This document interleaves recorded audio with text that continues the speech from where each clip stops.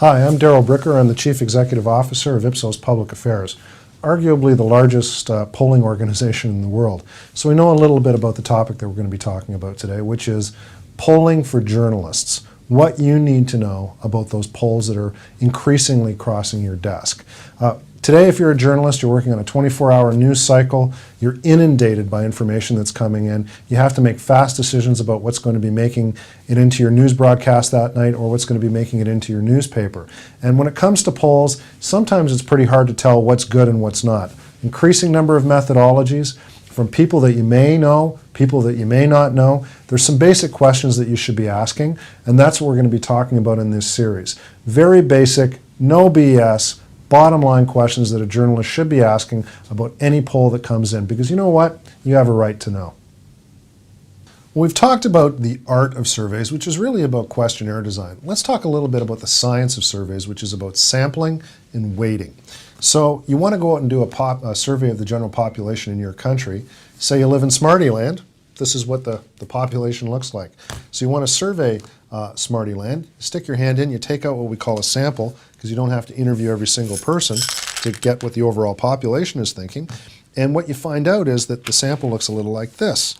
So you have some pink ones, you have some yellow ones, you have some blue ones, you have some red ones, and you have some green ones. So we know, based on a census of this population, that's talking to every single one of these Smarties, that you should have equal proportions of 5 groups, and that's exactly what we have.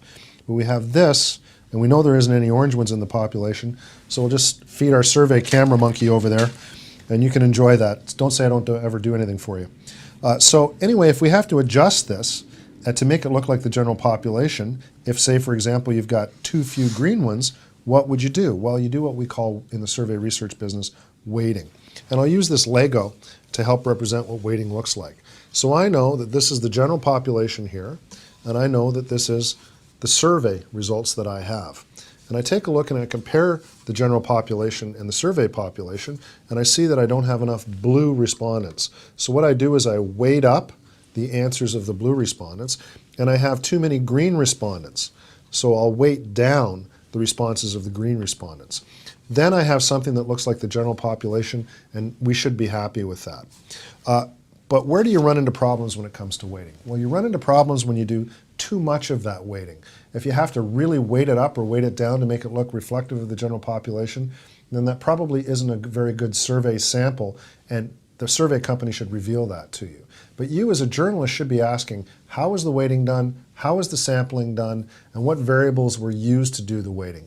All questions that a good survey company should be able to tell you about and be prepared to disclose to you. Let's talk for a second about the margin of error. The margin of error is a measure of survey quality, and it relates to probability statistics, but what it tells you is the chance that the survey results that you have are not representative of the general population. So what we use to calculate that, we have a few props that we have, survey, sample wheels or sliders, and we all carry them as survey researchers. It's like our little nerd pack. And we can calculate what a survey's margin of error is just by simply turning around the wheels or moving the sliders. Very simple calculation. Say, for example, if it was plus or minus 5% for your survey, that meant if you had a binomial distribution, which is the most conservative estimate of error, 50% of the population thinks this, 50% of the population thinks that, then those results could be between 45 and 55. That's an acceptable range. But one time, and this is where the 19 times out of 20 comes in, one time, even if you did everything absolutely correctly, it's still going to be outside of that margin of error. So you have to be careful for looking for what we call the rogue poll. So that's why comparing a few different surveys on the same subject probably gives you a better representation of what the real results are. But as a journalist, there's some very interesting questions that you can ask about sampling and weighting that any survey company should be able to reveal to you, and if they don't, you should have problems with those surveys, because you know what? You have a right to know.